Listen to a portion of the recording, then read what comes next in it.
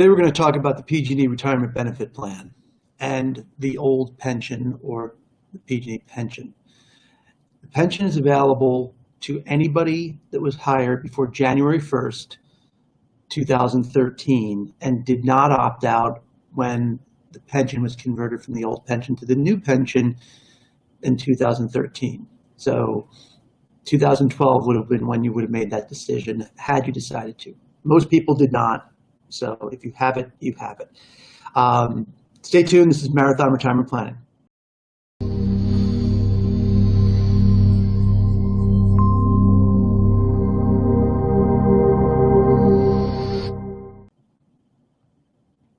Hi, everyone.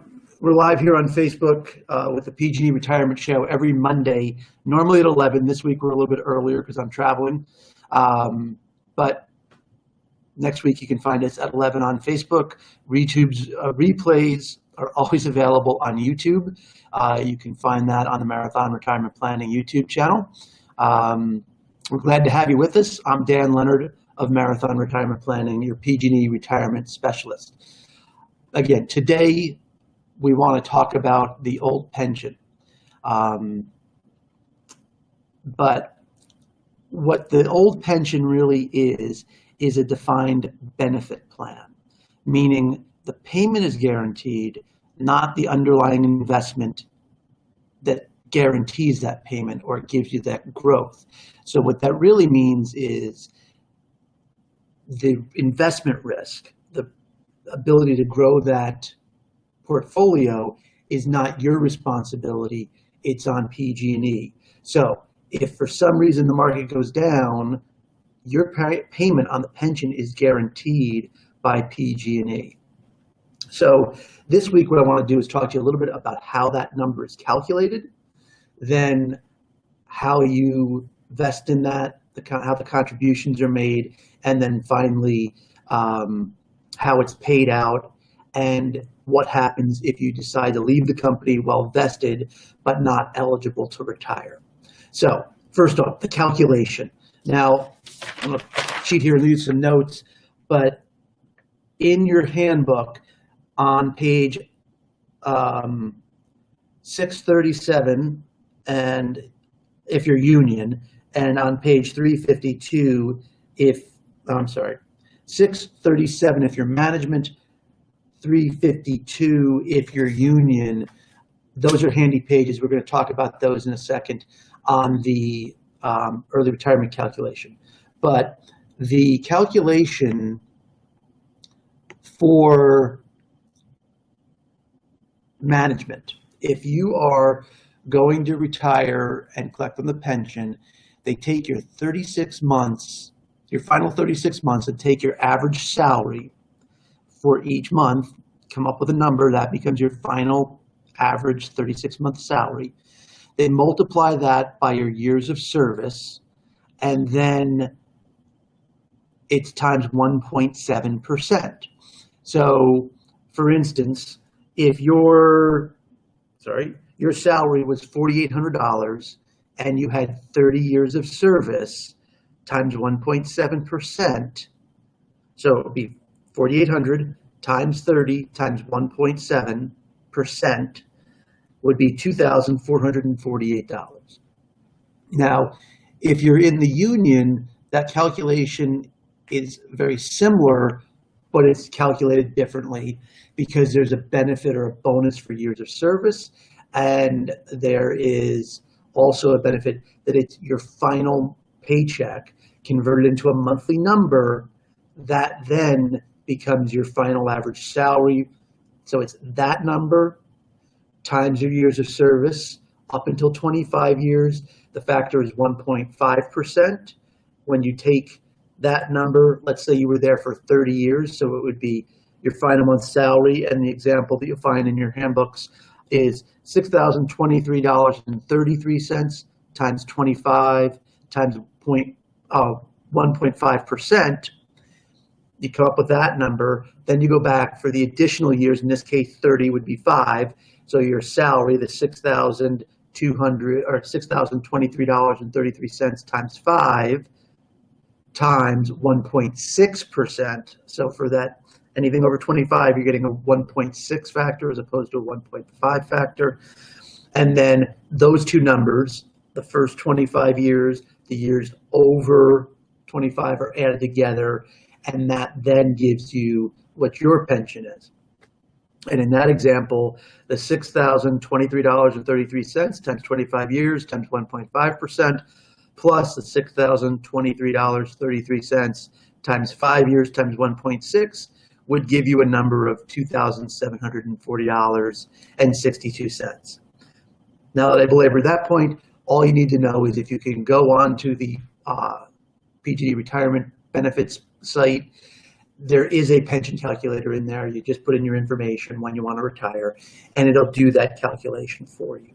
But suffice it to say, that's how you do the calculation if that is something that you're looking to do. Now, as I mentioned, there is a reduction for early retirement. And how that works is it's based on years of service. So those two tables I talked to you earlier, if you are in the union and you have more than 30 years of service and are over 55, which is when you're eligible to retire, there is no early benefit reduction or early retirement reduction. But if you have less than 30 years, say 25 to 29 or 15 to 24, and you have not reached the age of 62, they do reduce the payment slightly. Now, the reason I gave you those two numbers is between 15 and 24 is one set of numbers. Between 25 and 29 years of service is a different factor. But in both cases, once you hit 62, that goes away. If you have less than 15 years of service, it doesn't make a difference when you retire. If you retire before 65, there is a reduction. And again, that's if you're in the union. Now, if you're in management, it works a little bit differently. The gaps or the pay periods are still the same, except they put an extra one in there. So more than 35 years of service and you're in management, there's no reduction. If you are between 30 and 34 years, you have to be at least age 60 before there's no reduction. Same thing, 15 to 24 and 24 to 29. You've got to be above the age of 62. And if you have less than 15 years of service, doesn't make a difference. If you retire before 65, there's always going to be a penalty. And those numbers are in the books. I'm not here to try to have you doing this on the back of your envelope, but you want to look at those numbers when you're looking at your pension information online. Those would be factored in automatically, but that's a big part of what we do is we help people look at what their pension is worth and then make that calculation. So then how do you vest and how do you make contributions to the plan and what are the payment options? So vesting, fairly straightforward. You have to have 5 years of service or reach age 55. Once you've reached 55, there is no way to not be vested as long as you've been with the company. Now, in this case, you would have been with the company since at least December 31st of 2012. But once you're vested, no problems, you're going to get the pension. Obviously, if you started at, say, 53, at 55, you're vested, but you have 2 years of service. So probably not that big of a pension.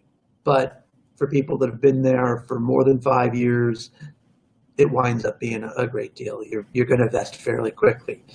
Also, another nice feature of the old pension is you do not have to make any contributions to get the payout. Or you don't have to make any, you don't have to make any contributions to get a contribution. So you're not putting any money into this plan. It is all funded by PG&E. So to get that payout, there are 3 categories of payouts. There is a single life. So if you're not married, single life payout is going to be the highest. It will pay every month from retirement to the day you die, and then it stops. There's also a spousal payout, which is basically will pay you and your spouse for as long as you're both alive. Now, that one's a little bit more complicated because you have other options. You have 100% 75%, a 50%, a 25% payout option, meaning that if you pass first, your spouse gets whatever that percentage is. So most people take the 100% option. So let's just say your payment's $1,000 a month, you have the 100% option, you pass, your spouse is still alive, they get $1,000 a month. If you took the 75% option, they would get $750 a month, not the $1,000. So again, you just take that number, multiply it by the payment, and that's what your spouse gets. Most people, again, for planning purposes, use the 100%. Now, the third option is what they call the special pop-up, and that's kind of a hybrid between the two. And what you're doing with the special pop-up is making a bet that your spouse is going to pass first, because the payment options on the special pop-up are much like the joint. There's 100, there's 75, there's 50. But what you would take this option for is, because those payments are going to be lower than the other, the spousal, is if your spouse passes, your payment doesn't remain the same. It pops up to the original unmodified single payment. So if you're going to get $1,000 on the spousal, the special pop-up joint life, let's call it would be $900, but the single might have been $1,200. So you're getting the $900 a month payment, your spouse passes, it jumps up to $1,200, where with the other, it would have just stayed at the $1,000. So not a particular happy subject trying to, basically make a bet on who's going to pass first. But where we do see that used is if there's a significant age difference between the worker and the spouse, or just the health of the spouse. I had one client that retired specifically to take care of a spouse suffering from cancer, and sadly she passed after 3 months of retirement, but at least the husband's payment went back up to the full benefit after 3 months. Not exactly the way you want to collect on it, but it is a planning tool that, again, when we sit down with clients and walk through the different options, we get to know your situation and can help advise you. I'm not telling you which option to do today, because it would be impossible to give you any advice as far as a payout, with the exception, if you are single, stop what you're doing, write this down. You want to make sure you have filled out the pre-retiree beneficiary designation for the pension, because what that does is, if God forbid something happened to you, normally if you do not have that form filled out, you pass, there's nothing passed on the pension because there's no beneficiary. Now, if you're married, your spouse automatically is your beneficiary to the pension. You still probably want to fill out the form, but if you're not married, nobody gets it. So name your parents, your dog, your babysitter, whoever, but put somebody on there. So if something, God forbid, happens to you, you get a benefit for somebody. A lot of times you'll have a sibling or cousin or somebody on that. So that's the one tip I would give you on the payout options and the pre-retiree beneficiary form. You want to fill that out. So I think that's enough for today. Post any questions you may have in the comments below. Thank you all for liking and sharing the video last week. I'll encourage you to continue to do that, because it'll help get it out to other PG&E employees that could benefit from hearing this information.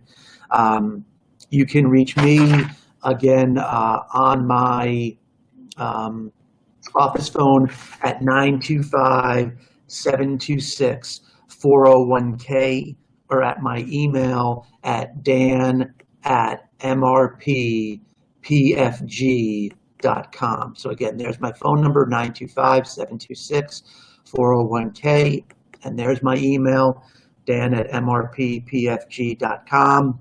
Thanks again for tuning in. Until next week, this is Dan Leonard, your PG&E retirement specialist from Marathon Retirement Planning. Have a great week.